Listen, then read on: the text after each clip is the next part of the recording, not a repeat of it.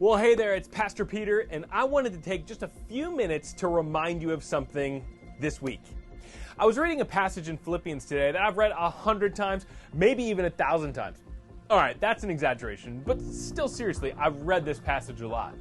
It's Philippians 4:4-7, and Paul's writing a group of people, the church in Philippi, and he says this. I love it. He says, "Rejoice in the Lord always." I'll say it again, rejoice. Then he says, "Let your gentleness be evident to all, because the Lord is near. Don't be anxious about anything, but in every situation, by prayer and petition, with thanksgiving, present your requests to God. And the peace of God, which transcends all understanding, will guard your hearts and your minds in Christ Jesus." Wow. Did you catch that?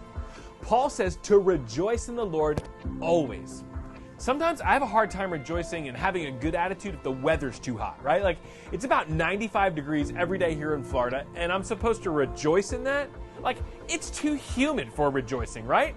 And Paul says, yes, rejoice in the Lord even when it's humid. Rejoice in the Lord when we're trying to figure out how to get our kids back in the classroom. Rejoice in that. Paul's telling us that we can rejoice in God, not because of the situation we find ourselves in, but because of who is in the situation with us. Because he follows that statement with a reminder that says, God is near. So you and I, we can rejoice in the circumstances we don't like because the Lord is near to you. There's no place that you're going to go where God isn't near. And because of that, we can rejoice in the Lord. Also, Paul says, let your gentleness be evident to all.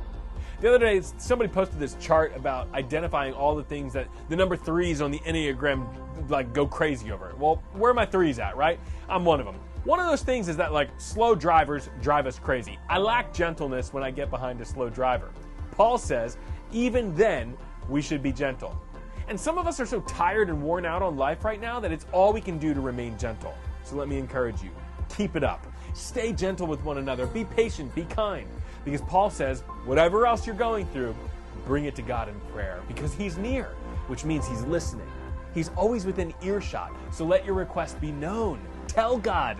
And the promise is that God is going to guard over your heart and your mind. There's nothing that will shake you. Nothing can set you back. God's giving you a peace in your heart, a peace that's going to transcend all understanding. And you don't have to understand because it's bigger than our understanding. It's unconditional peace. It's not conditional. It's peace despite your circumstances, not because of your circumstances. So guys, keep leaning in. Keep loving people. Stay close to Jesus. And together, we're going to find that we have so much to rejoice about because of the one that we rejoice in. I love you guys, and I'm cheering you on.